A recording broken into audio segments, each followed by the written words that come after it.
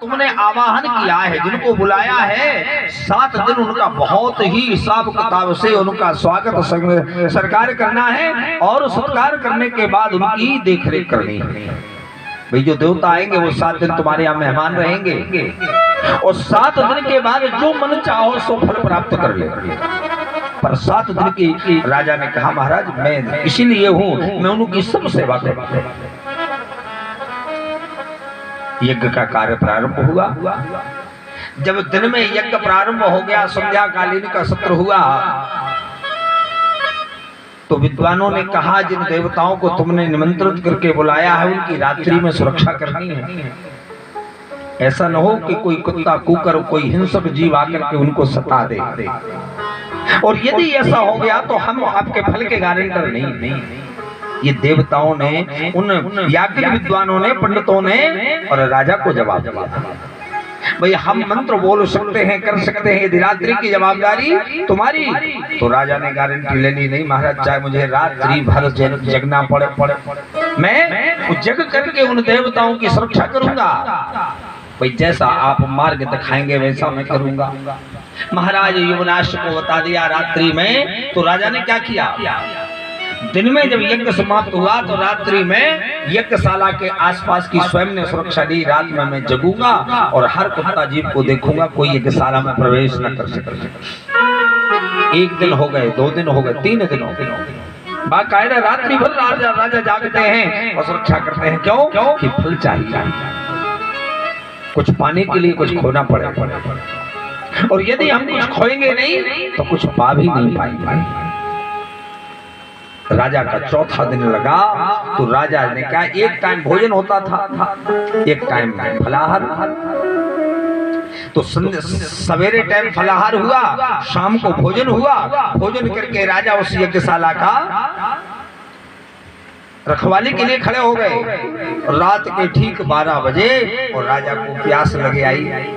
अब समझिए, राजा ने 3 दिन कोई कर्म नहीं बिगड़ा, न प्यास लगी न कोई नींद का दुख शोक हुआ।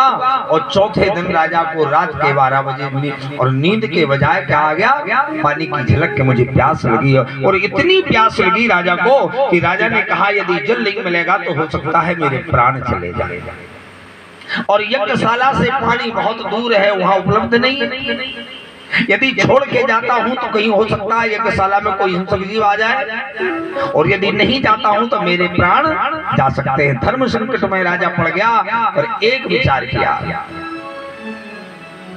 आज से बहुत दिन पहले महाराज युवनाश ने किसी से पूछा, ध्यान करना, किसी से पूछा महाराज मेरे यहाँ संतान नहीं हो रही। तो एक जानकार आए, कोई संत ने कहा तुम्हारी पत्नी के भाग में संतान नहीं। अब यहाँ सोचने की बात है, ये बात बहुत पहले युवनाश के कान में पड़ चुकी, परंतु कुछ लोगों ने, कुछ विद्वानों ने आकर कहा कुछ नहीं, यज्ञ करो, हम तुम्हें संतान देंगे। और संतान किससे होती है? नारी से।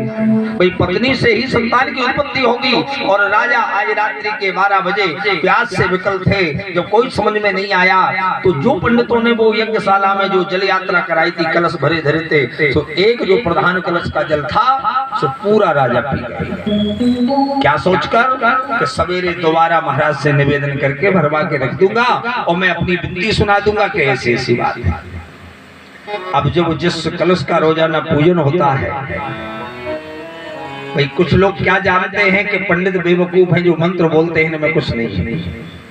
जो जानकार हैं, जो समझदार हैं, वो मंत्रों के महत्व को जानते हैं। प्रातः काल हुआ, जैसे ही महाराज विद्वान पंडित जो स्नान ध्यान करके तिलक लगा के संध्या वंदन करके यज्ञशाला में आए, उन्होंने देखा कि प्रधान कलश खाली पड़ा है। क्या करते थे? रोजाना उसका पूजन करते हैं। और एक उद्देश्य था उन पंडितों का कि जब इस कलश के 7 दिन का पूजन पूरा हो जाएगा तो 7वें दिन इसी कलश का जल और राजा की रानी को पिलाया जाएगा, और रानी इस जल को पी के गर्भवती हो जाएगी, क्योंकि मंत्रों में बड़ी शक्ति है। अब जैसे ही पंडितों ने देखा, बोले क्यों राजन रात्रि में रखवाली? बोले नहीं महाराज, रखवाली मैंने करी। बोले ये कलश का जल तो खाली पड़ा। बोले महाराज मैं विनती करूं, रात्रि में ऐसी परिस्थिति में मैंने वो जल पी लिया, अब आप जिस प्रकार से कहें मैं उस प्रकार से दोबारा भरवा के रखवाता हूं। पंडितों ने कहा राजन पूरा काम बिगड़ गया, थोड़ी सी बात में पूरे यज्ञ की क्रिया बिगड़ गई।